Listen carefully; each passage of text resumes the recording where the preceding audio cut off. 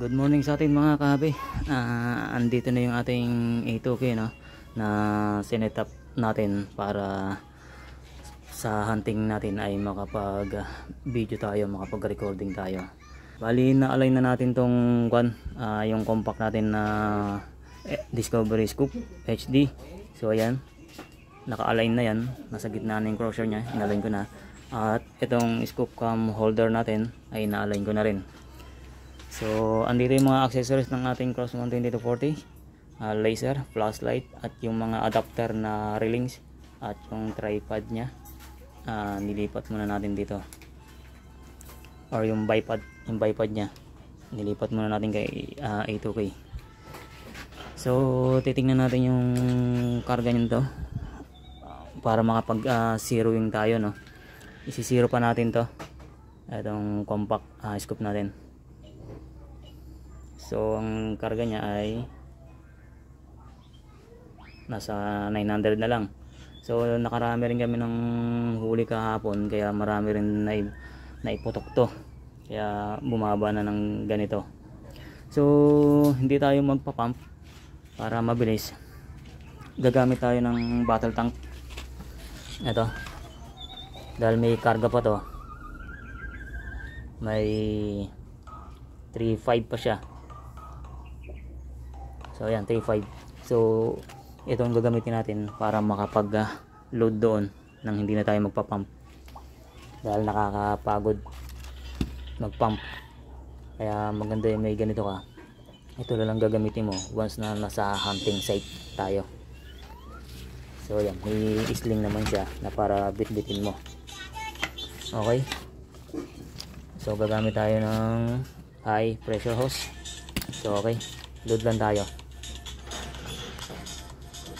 So okay mga kabi, wala akong patungan ng cellphone or tripod para sa cellphone. Pinatong lang natin tong cellphone natin para makuwanan itong gagawin natin habang naglulod tayo ng hangin gamit tong carbon fiber bottle tank natin na naka Taiwan regulator, na naka-regulate sa 2.2.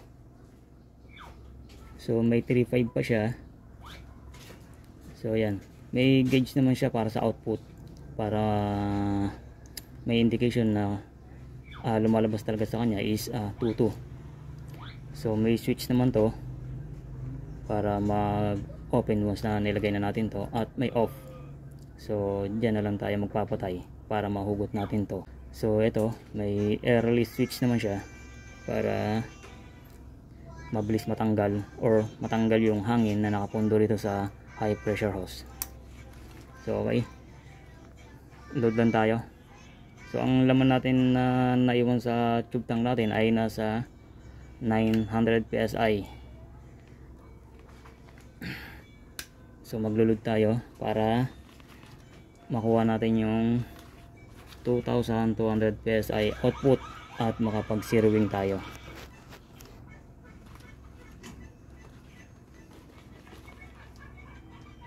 So yan, nakikita nyo, nilulod na natin.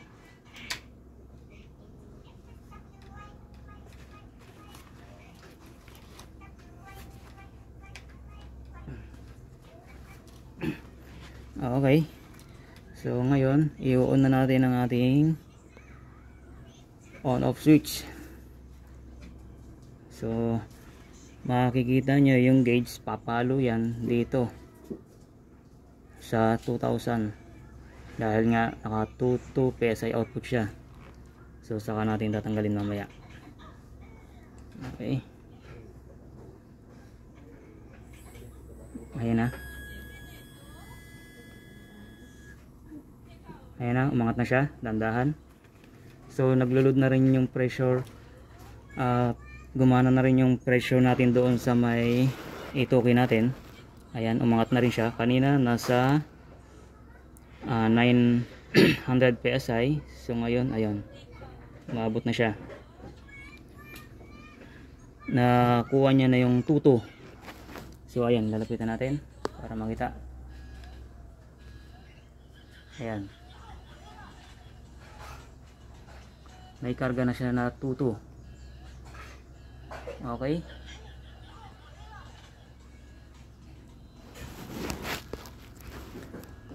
So at ito, ayan, tumigil na siya.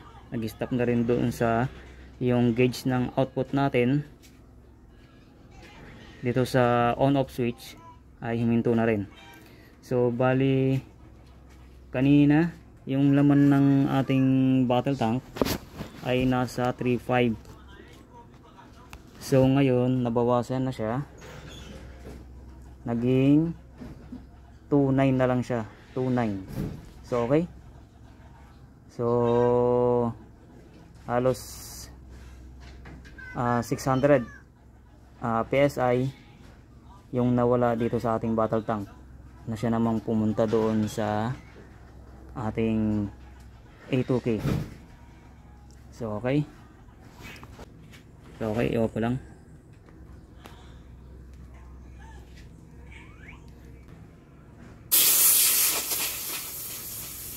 So okay. Okay, yan. Sinugod na natin. Ibalik lang natin to para mahulog yung ating air release switch. Importante ito na hindi pwedeng mawala. So yan, tanggalin natin to. Yan.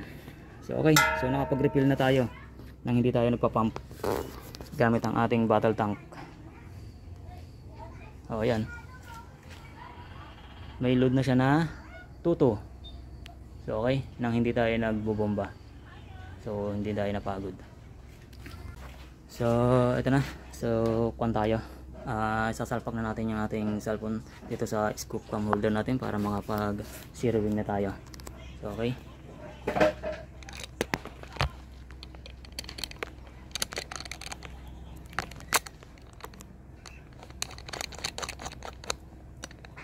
Ayan, kung nakikita nyo, naka-alignment na siya.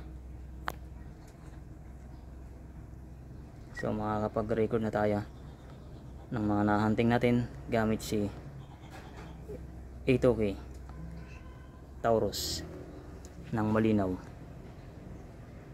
Ayan.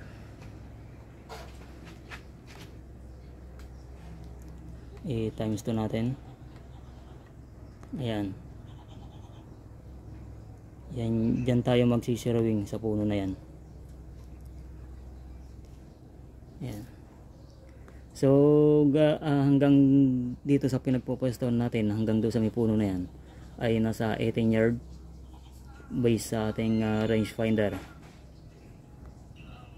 Mature pa rin yung gagamitin natin dito para hindi sayang naman yung mga gagawin nating hunting at pagsisirawing natin. Bali gagamit tayo ng laser, ano, kasi mas mabilis mag zero pag ginamitan natin ng laser. Okay.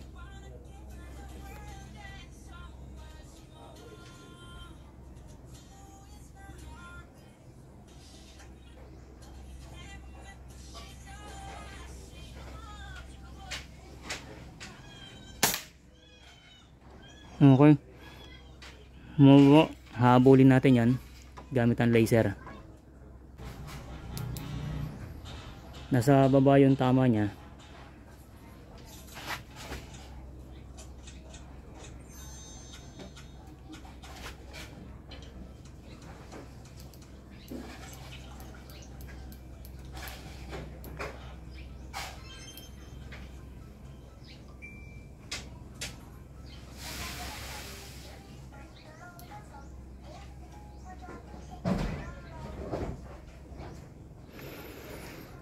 Ayan, tumapat na.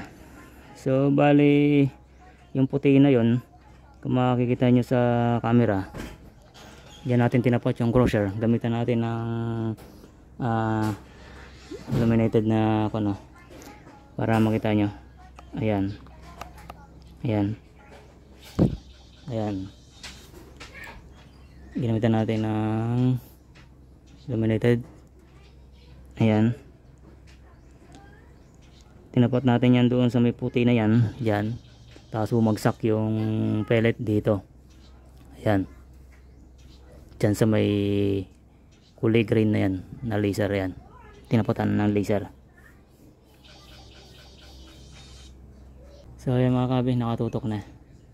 Gumit na yung crusher doon sa laser. So tatargetin natin yung puti na to. tatamaan yung puti na yan. Okay, yung puti yung tatargetin natin.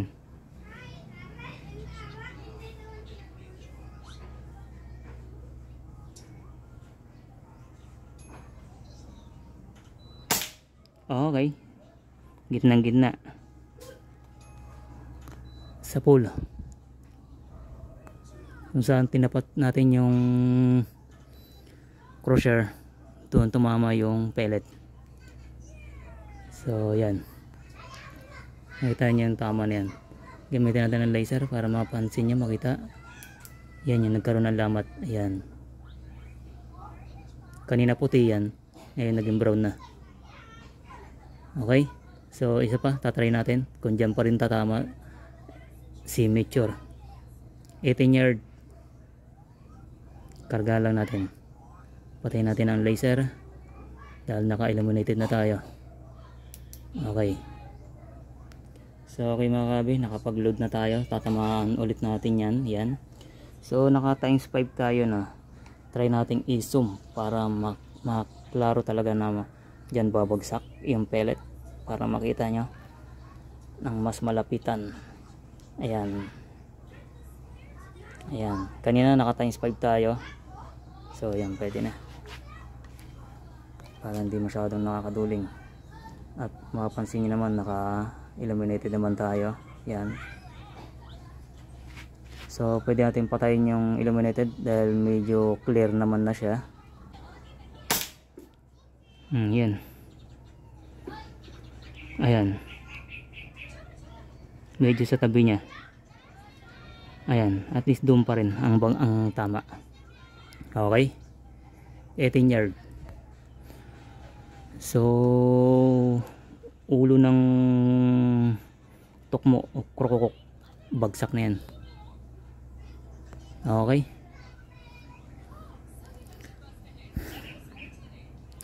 naka 0 na tayo.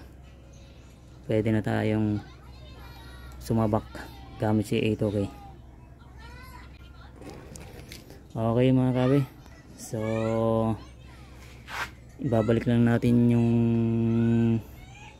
isusum lang natin sa 5 para hindi masyadong malapit sa paningin. Yan, para challenging naman. So okay, so tatanggalin lang natin yung ating cellphone. Yan,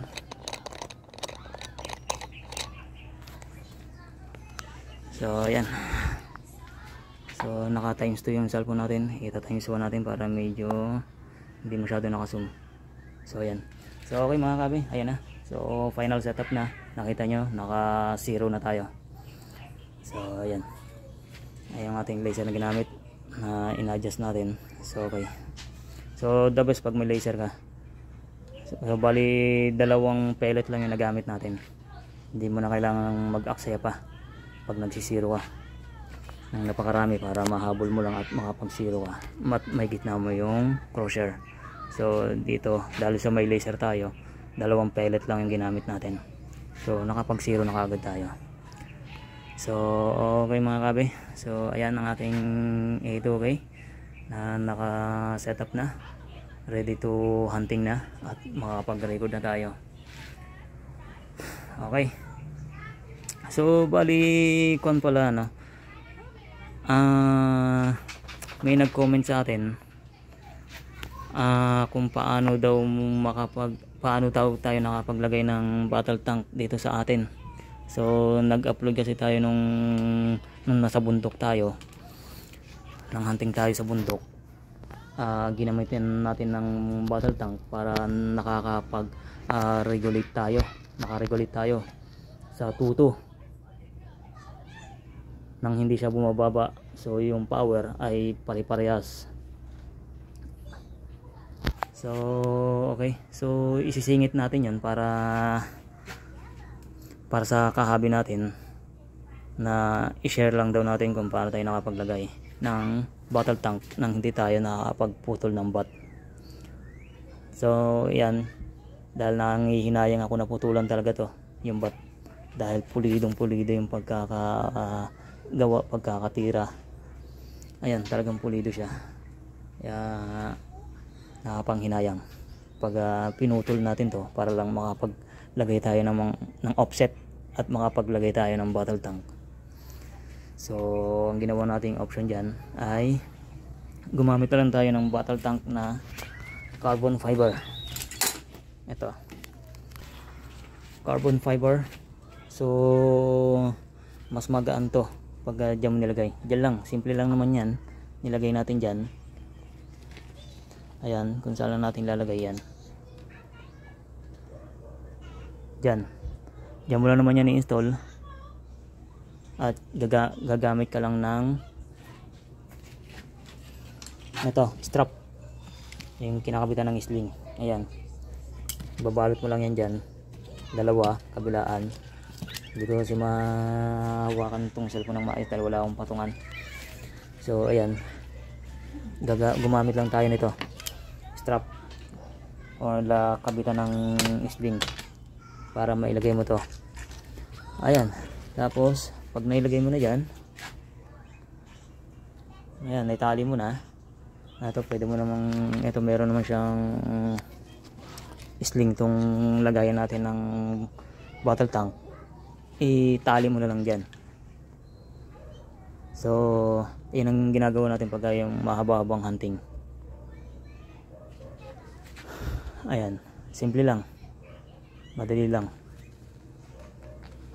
Ayan, tapos yung high pressure hose dyan siya nakakabit. So nakaregulate ka na habang nangahunting ka. Hindi ka na napapagod sa pagpapump. Continuous ang iyong hunting sa mga babang bakbakan. So pinakita lang muna natin tong setup ng ating A2K Taurus na gamit tong Discovery HD compact natin. So yan. So okay mga kabi, stay tuned sa ating susunod na video gamit si A2K Taurus.